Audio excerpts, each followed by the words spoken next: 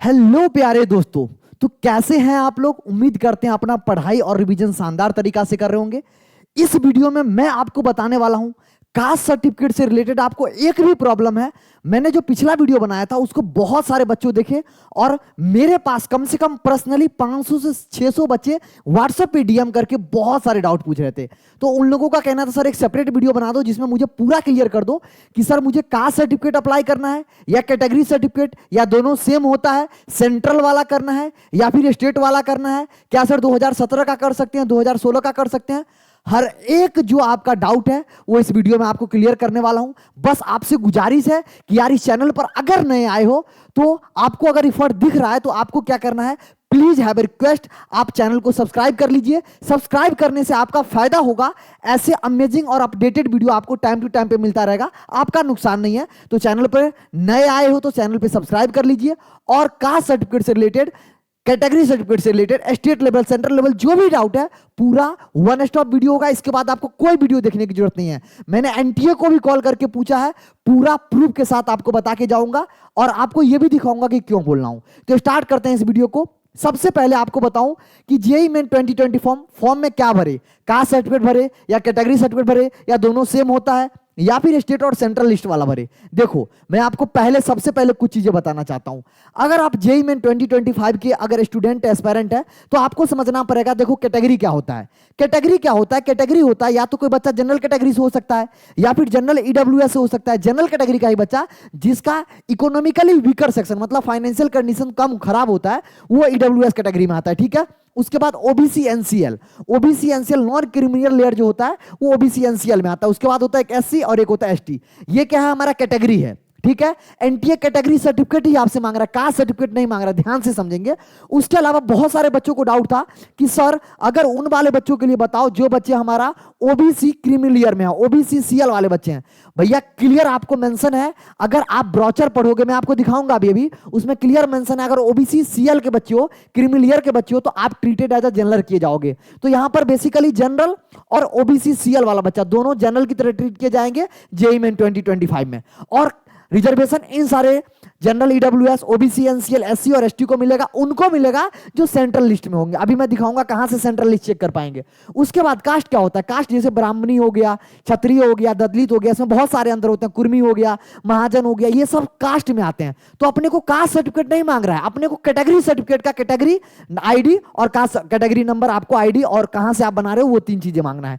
तो समझ में आया, पहली चीज आपको कास्ट सर्टिफिकेट भरना है। उसके बाद अगर मैं आगे बढ़ूंगा, ये देखो कैसे पता चलेगा कि सर आपको कहां है, ये कहां से निकाला हूं, ये रिजर्वेशन कहां का है, ये आप 20 पेज नंबर, कौन सा page number, 20 page number, page number 20 अगर पे जाओगे ब्रोचर में, पेज नंबर 20 पे क्लियर यहां पर मेंशन है कि OBC should be listed in the current updated central list of OBC, जिसको www.ncbc पे जाके आप चेक कर सकते हो। अभी मैं दिखाऊंगा अभी आप किस कैटेगरी से बिलोंग करते हो, सेंट्रल लिस्ट में आप अपना चेक भी कर पाओगे, अभी मैं प्रूफ देके जाऊंगा।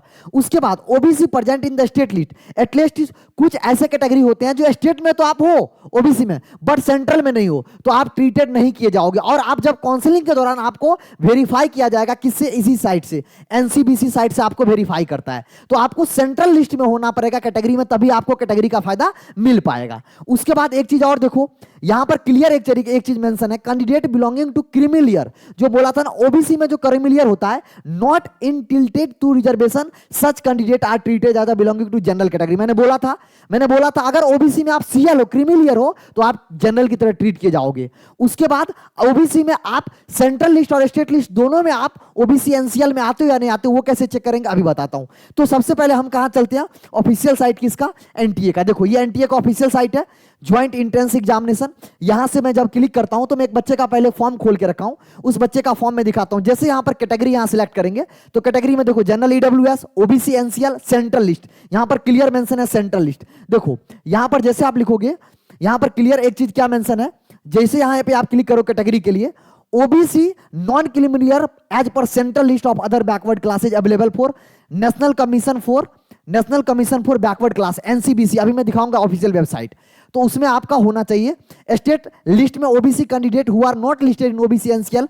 स्टेट में भले ही आप ओबीसी एनसीएल में हो बट सेंट्रल में नहीं होगे तो आपको रिजर्वेशन का फायदा नहीं मिलेगा, आप जनरल की तरह ट्रीट किए जाओगे। फिर से ध्यान से सुन लो, आपको सेंट्रल लिस्ट में होना चाहिए। उसके बाद candidate will be checked and verified at the time of admission और काउंसलिंग। आपको जो फॉर्म भरोगे वही फॉर्म की हेल्प से आपको क्रॉस चेक करते हैं जब काउंसलिंग में कॉलेज में जाओगे तो उस रैंक पे जोसा काउंसलिंग के दौरान। अब मान लो मैंने ये किया ओबीसी एनसीएल, फिर कहता है हमको कंफर्म करने के लिए मैंने ओबीसी एनसीएल किया, अब मांगता है category certificate ID. Caste certificate नहीं मांग रहा, कैटेगरी सर्टिफिकेट। तो आपको कैटेगरी आईडी डालना पड़ेगा, कैटेगरी कास्ट सर्टिफिकेट डालना पड़ेगा।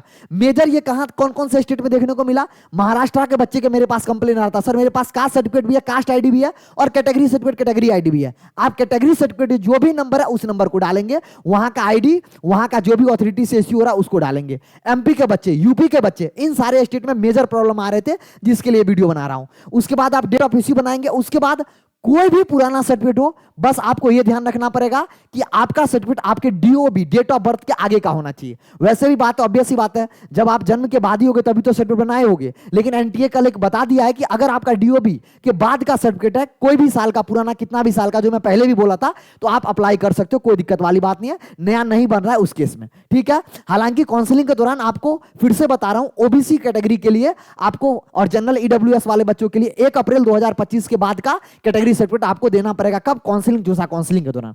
तो ये बात रहा।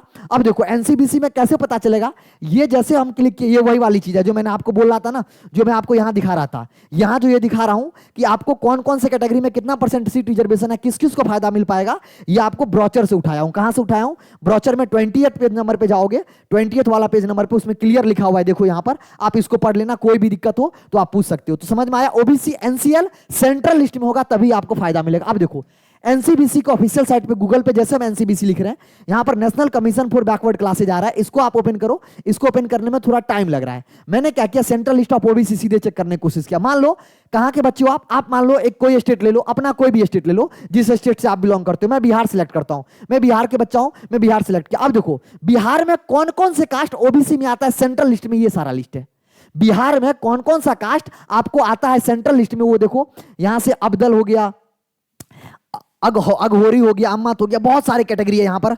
करुआ हो गया, इसके बाद कोच हो गया, करोई हो गया, कुर्मी हो गया, कागजी हो गया, कानू हो गया। ये सारे कैटेगरी जो बिहार में है वो सेंट्रल लिस्ट में आते हैं। यहां पर वो जो मैं बताया था ना, वो सारे कैटेगरी जो सेंट्रल लिस्ट ऑफ ओबीसी है, ये सारे दिया हुआ है। आप जिस भी स्टेट से हो, आप अपना स्टेट सेलेक्ट करो। इसका लिंक मैं अपने डिस्क्रिप्शन में भी डाल दूंगा और टेलीग्राम पे भी डाल दूंगा। टेलीग्राम पे मेरे को डीएम कर सकते हो, व्हाट्सएप पे भी डीएम कर सकते हो, उस सब का लिंक मैं डिस्क्रिप्शन में डाल दूंगा। तो यहां से आप चेक कर सकते हो कि आप जिस भी स्टेट से हो, आप सेंट्रल लिस्ट में हो या नहीं हो। अगर सेंट्रल लिस्ट में नहीं हो तो आप जनरल की तरह ट्रीट किए जाओगे। फिर भी कह रहा हूं, बार बार कह रहा हूं, स्टेट लिस्ट में हो या हो इससे मतलब नहीं है, आपके पास सेंट्रल लिस्ट वाला होना चाहिए। सर्टिफिकेट भले ही स्टेट वाला दे दो। तो इससे कंक्लूजन क्या हुआ, कंक्लूजन पे बात समझते हैं। ये साइट का हम लिंक आपको डाल देंगे। अब देखो कंक्लूजन मतलब ये हुआ सर कि अगर आप मेरे भाई, अगर आप कास्ट सर्टिफिकेट बना रहे हो, सॉरी कैटेगरी सर्टिफिकेट बना रहे हो, कैटेगरी सर्टिफिकेट आप बना रहे हो, कैटेगरी सर्टिफिकेट बना रहे हो,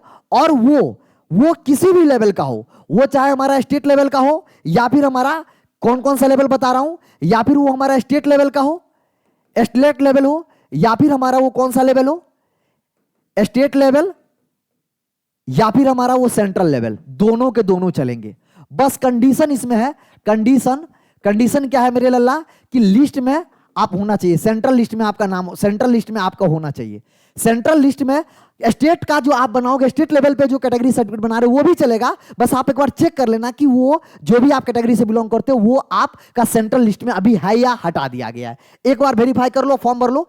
कोई भी डाउट आपको उम्मीद करते हैं अब नहीं हुआ होगा, पुराना भी भर सकते हो। उसके बाद स्टेट लिस्ट, स्टेट वाला जो लेवल पे बनता है, सीओ लेवल का बिहार में बनता है, सब वैलिड है। मैं फिर कह रहा हूं सब वैलिड है। बस आप चेक कर लेना कि आप जो भी कैटेगरी से बिलोंग करते हो, हालांकि होगा बहुत कम ऐसे कैटेगरी होते हैं जो स्टेट में सेम होते हैं और सेंट्रल में हटा दिया जाता है। फिर भी मैं कह रहा हूं, आप एनसीबीसी के साइट पर मैंने जो आपको साइट दिखाया, जो आपको वेबसाइट दिखाया था यहाँ पे, इस वेबसाइट पर आप जाके चेक कर लो। आप जो भी कैटेगरी से बिलोंग करते हो वहां का स्टेट सेलेक्ट करो, फिर उसके अंदर कैटेगरी आप देख लो। आप हो, आपको किसी भी लेवल का कास्ट सर्टिफिकेट बन गया, चाहे वो स्टेट हो, चाहे सी हो, चाहे ब्लॉक हो, चाहे वो सेंट्रल लेवल को, आप आराम से फॉर्म फिल भरिए।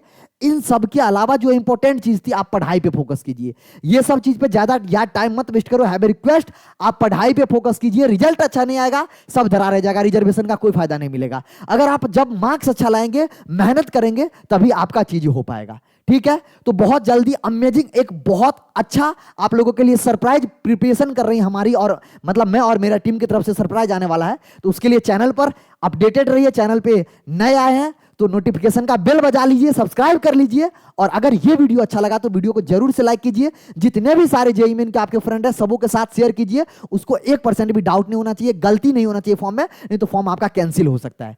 उम्मीद करते हैं ये वीडियो आपको हेल्प किया होगा, सही गाइडलाइन दिया होगा। Thank you for watching the video. अपना परिवार वालों और मन लगा के पढ़ते रहिए, अपना सेहत का ख्याल रखिए। मिलते हैं अमेजिंग सरप्राइज के साथ नेक्स्ट वीडियो में। तब तक के लिए बाय बाय, लव यू मेरे दोस्त।